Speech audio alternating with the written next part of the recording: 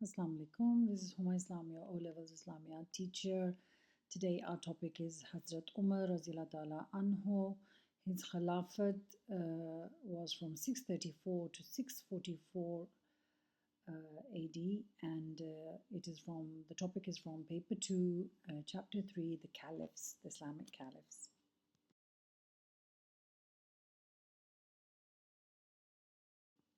Introduction. Common ancestor with the Prophet sallallahu alaihi wasallam. The common ancestor was Gab. He knew how to read and write. He was studious and he was an orator and a poet. He was also a merchant, in other words, a trader, successful trader. His hobbies were wrestling, horse riding, and archery. First, he was an idol worshipper initially, and he was an enemy to early converts. Initially, accepted Islam in the 6th year of prophecy by listening to Surah Taha 1 to 8 verses. He participated in the battles of Badr, Uhud, the Ditch, Khaybar, Hunain, and the conquest of Makkah, and Hudaybiyah and Tabuk. Umar bin al-Khattab was born in 582 or 583 AD and was assassinated in 644 AD. He was the second Rashidun Caliph, ruling from August 634 until his assassination in 644. And he was selected by Hazrat Abu Bakr via will. There was no election for him. His name was given by Hazrat Abu Bakr. Wars with the Persians. Now, when we segregate the life of Hazrat Umar as a caliph, what do we mention? We mention the wars he fought and his administration. Both are very important. Usually, students ask me, what should we learn? The wars or the administration? I say all of the chapter. If it's in your syllabus, it's important. Wars with the Persians. Causes. What were the causes for the wars with the Persians? The Prophet ﷺ sent envoys to Khusro Parvez. He was insulted, remember, during the life of the Prophet. Persians helped Bahrain with the uprising during Abu Bakr's Khilafat, in other words, the Rida Wars. Geographically, Iraq, then Persia, Persian Empire was basically Arabian part. In other words, the landscape of Persia was also as Arabian landscape. Arab tribes were helped by Arabs on the border of Iraq. This area was wealthy due to the Tigris and the Euphrates rivers. Why was it wealthy? Because it was agriculture was also indulged, and people used to come and stay set up near rivers. Arabs dependent on Iraq for trade route. It was restricted due to Persians. Naturally, when you have an Islamic empire, when you have the Persian Empire en route, then it's not easy access to Azerbaijan and Afghanistan and that route. Crucial to build economic stability. This, overcoming the Persians was crucial in order to build economic stability, keeping the trade route open.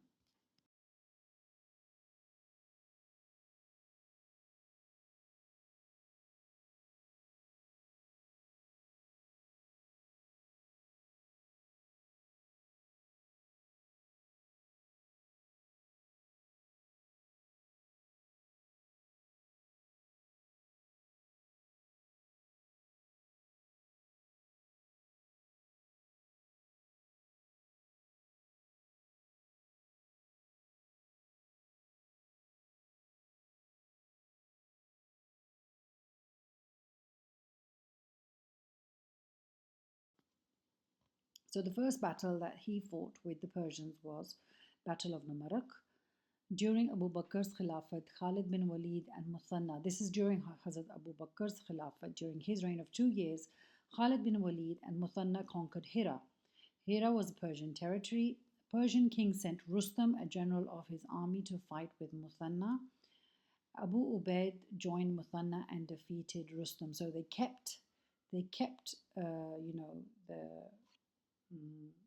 Hira under their control. Now the Battle of Jasad, if you can see this blue patch that I have there, it's an indication that it's got something to do with a river. So that's a depiction of a river. After Namarak, Muslims and Persians fought at Bahman. 9,000 Muslims camped on the bank of Euphrates. Euphrates is a river in Iraq. It is the same river in which, near to which Karbala also took place. Abu Ubaid wanted to fight across the river. Now, who's the commander right now? It's Abu Ubaid. He wanted to fight across the river. Many Muslims wanted to stay on the side of the river that they were at. But Abu Ubaidah, as he was the commander, he insisted to cross the river. The commander ordered to cross over. The Muslim army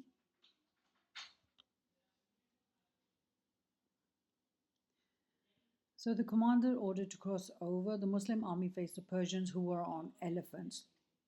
Now remember, Jasr it's got something to do with a river. Abu Ubaid, what do you have to remember in battles? Remember the place it occurred, like how many Muslim warriors there were, 9,000. Then the commander, Abu Ubaid, you have to keep this in your mind. And they were ordered to cross the river. They crossed over the river. The Persians were on elephants.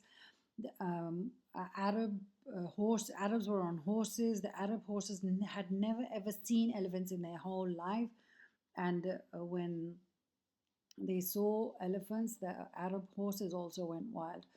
The Muslims' army faced Persians who were on elephants. Soldiers shot arrows at the elephants, which caused them to go wild. Have you ever heard the sound of an elephant cry? It's really, really loud. In fact, it's deafening if they cry.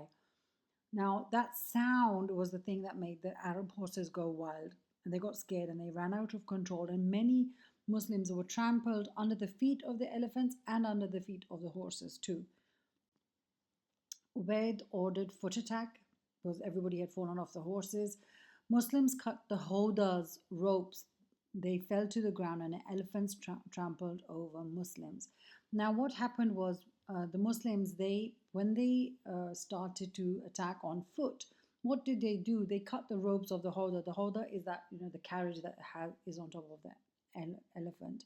They cut it. What happened? The hoda would fall down. As soon as the hoda would fall down, the elephants would start running all over.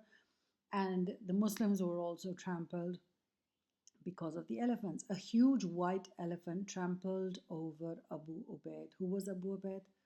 He's the commander of the Muslim army, and he was martyred. The brother of Abu Ubaid also fought but fell in battle. What do I mean by fell in battle? He was also martyred in battle. Then his son took over. Muslims ran to the bridge in chaos, but it was broken, deliberately broken, because Abu Ubaid didn't want anybody, fleeing from the battlefield.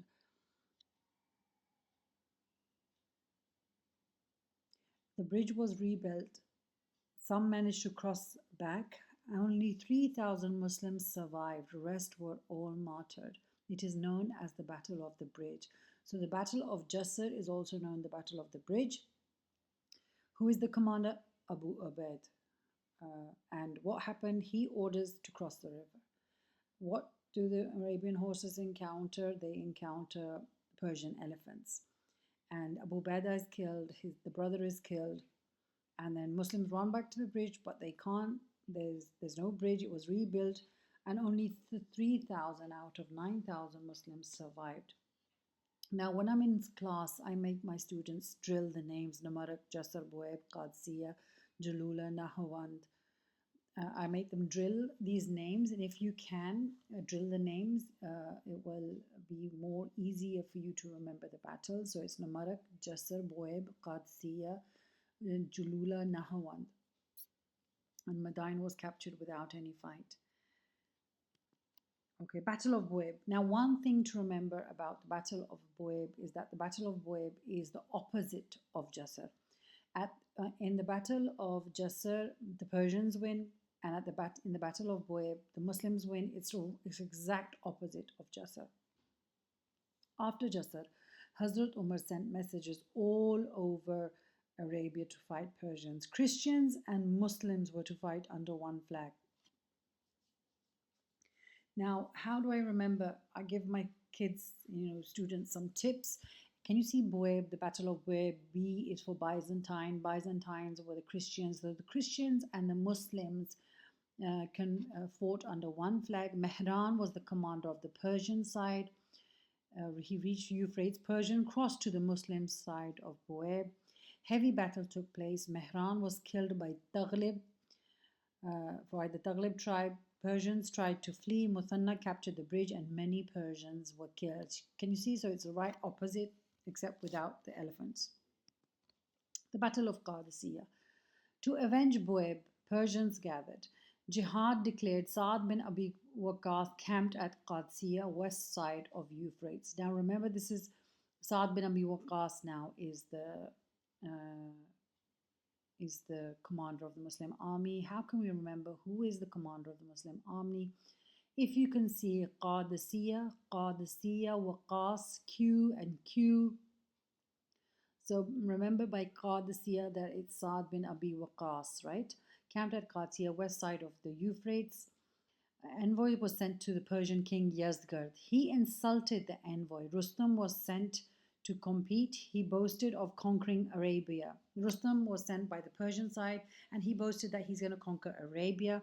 Persians advanced. Saad commanded from his sick bed. In other words, Saad was sick, so he had to command it from his tent. 3-day battle. Rustam was killed fleeing the battlefield.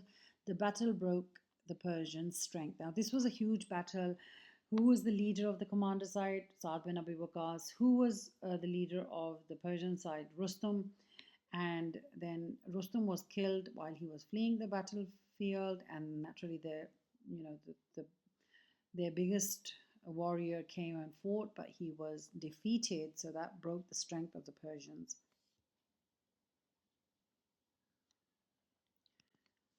Madain captured. Now, as I told you, Madain was captured without any battle. Madain was on the left bank of the Tigris River.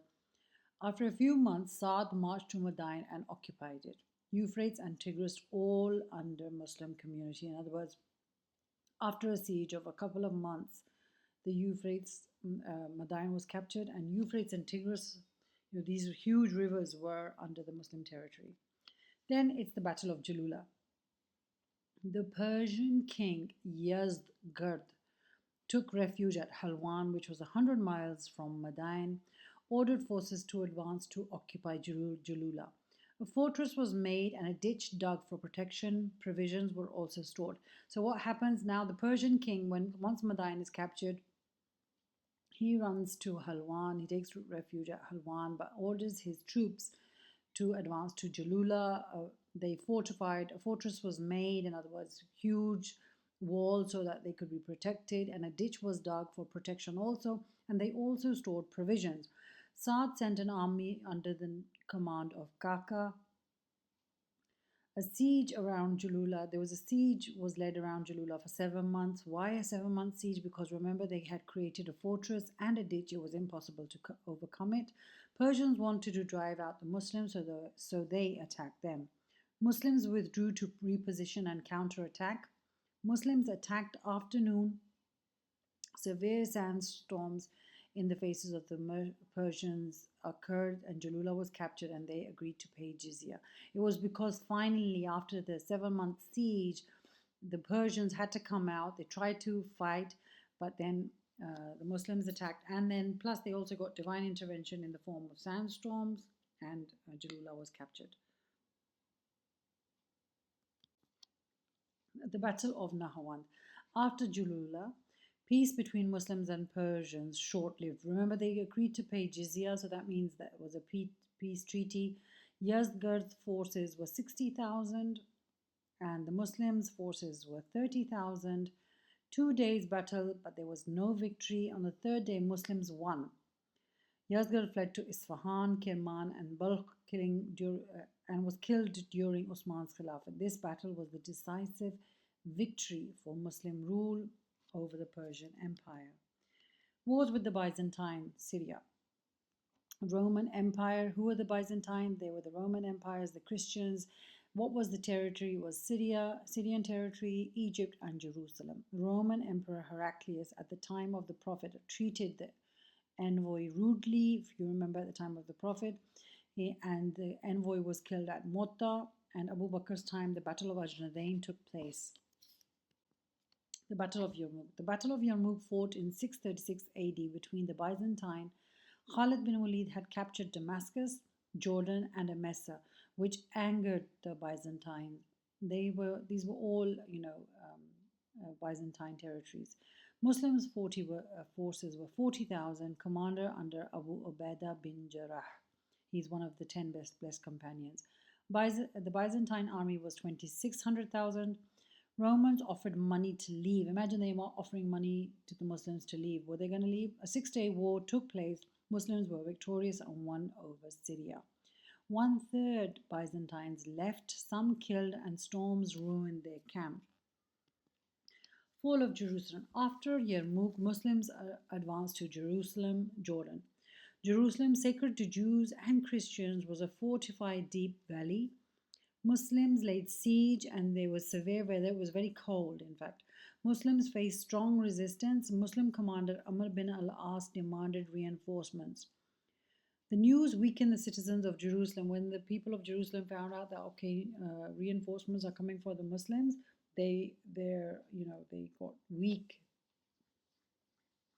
So they were willing to surrender if the Khalifa signs a peace treaty himself.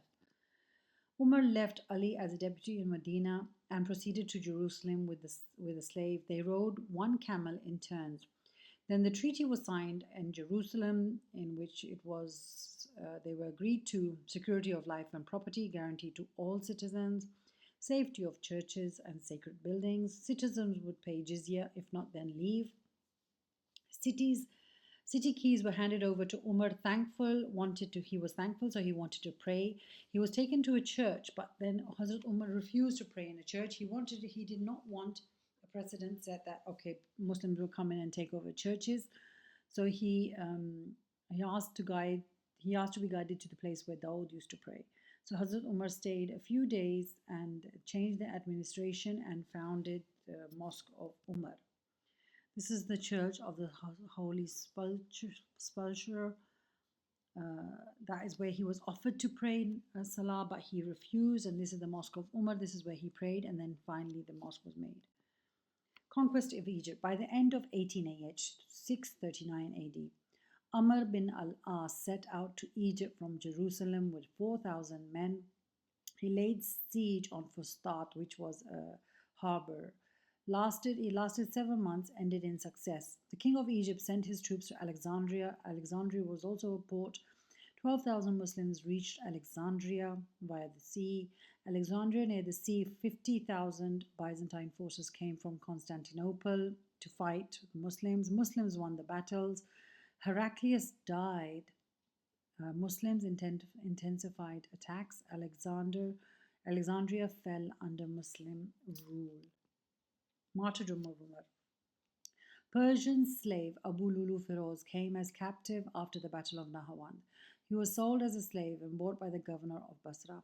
His motivation for the assassination is not clear, but medieval sources attribute it to tax dispute with his Arab master Al-Mughira ibn Shu'bah. When Al-Mughira forced Abu Lulu to pay a kharaj tax of 2 dirhams a day, Abu Lulu turned to Umar to protest this tax. However, Umar refused to lift the tax, thus provoking Abu Lulu's rage. It was also a part of the conspiracy theory, basically.